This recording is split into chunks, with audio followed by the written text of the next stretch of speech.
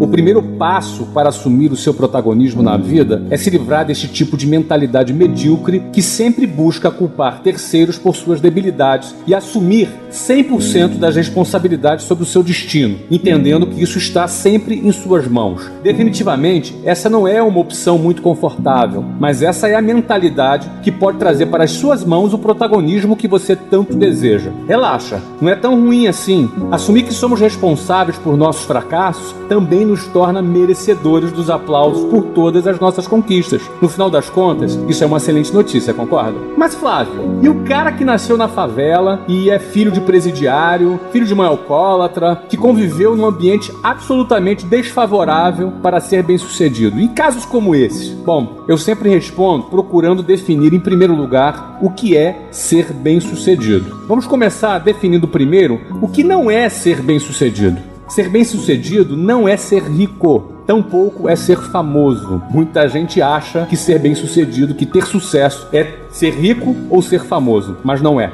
A propósito, tem muito rico e famoso por aí que depende de, infelizmente, injetar substâncias químicas legais e ilegais para conseguirem se levantar da cama todos os dias pela manhã, para representar aquele personagem que assumiram lá na sociedade. Vagam pela vida perdidos e sem propósito existencial. Isso é muito triste. Ser bem-sucedido é muito mais do que isso. É cumprir a sua missão. Mas afinal, o que é uma missão de vida? É a causa que você escolheu dedicar a sua curta existência nesse planeta. Não estamos falando de um emprego ou uma profissão. Isso é o que o sistema educacional limitadíssimo tentou lhe incutir na cabeça por décadas. Eu estou falando de algo muito maior. Quando você tem uma missão de vida, invariavelmente vai se dedicar com muito mais foco, amor e dedicação a esta missão escolhida. Isso lhe dará total sentido em todas as suas manhãs, o que lhe motivará a entender o seu lugar neste mundo, compreendendo que você existe para algo muito mais significativo do que simplesmente trabalhar 44 horas por semana para pagar suas continhas todos os meses. Trabalhando dessa forma e com este entusiasmo, você pode até eventualmente se tornar alguém bem remunerado e até ficar rico. Por outro lado, se a sua missão de vida for trabalhar numa missão humanitária, por exemplo, provavelmente não ganhará muito dinheiro, mas será feliz e bem-sucedido ao chegar no final da sua vida, com muito significado. Isso sim é ser bem-sucedido. Chegar no final da sua vida e poder dizer com convicção: combati um bom combate.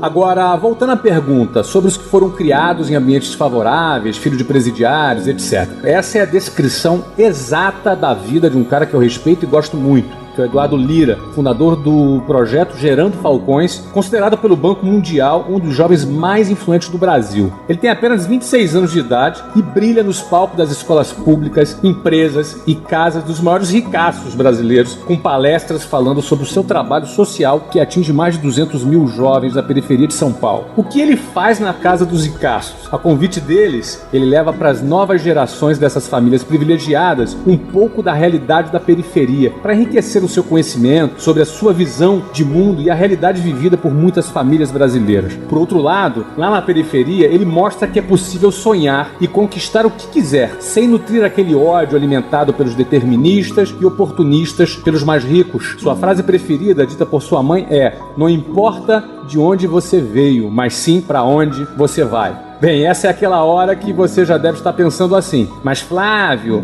o Eduardo Lira é uma exceção. Sim, meu amigo, ele é uma exceção. Então, parabéns! Já começamos a descobrir um dos ingredientes muito importantes para o sucesso. Seja você também uma exceção.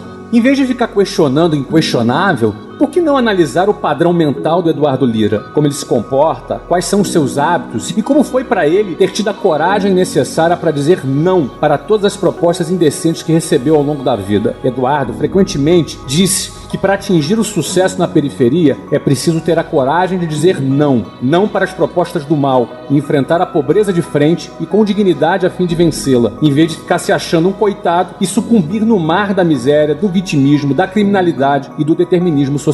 Sim, eu sei muito bem, infelizmente tem muita gente excluída em nossa sociedade, mas a maior exclusão de toda não é a exclusão social e econômica. A maior de todas as exclusões é a exclusão da própria identidade, por desconhecer o tamanho de nossas potencialidades. Pessoas que desconhecem o seu valor, o seu potencial e o quanto são capazes de virar o jogo se deixarem de lado o coitadismo, o vitimismo que tanto destrói o protagonismo de nossos jovens Brasil afora. Fazer as pazes com a sua identidade requer educação, mas eu não estou me referindo àquela educação tradicional de biologia, português e matemática dado pelas salas de aulas precárias pelas escolas públicas espalhadas pelo país. Eu falo de uma educação com bem mais profundidade, aquela educação que resgata o indivíduo do fundo do poço e o reconcilia com a sua própria essência, dando autoestima, autoconfiança, dignidade e amor próprio necessários para estar de pé, para cumprir a sua missão de vida com louvor. É disso que eu estou falando. Outro patamar de educação. Para exemplificar melhor sobre este tema, eu tenho umas duas histórias para te contar hoje. A primeira é de um guerreiro chamado Cícero Pereira, ele é lá de Brasília. Ele era um catador de lixo e decidiu estudar com os livros achados no lixo para passar no vestibular. Ele sonhava grande,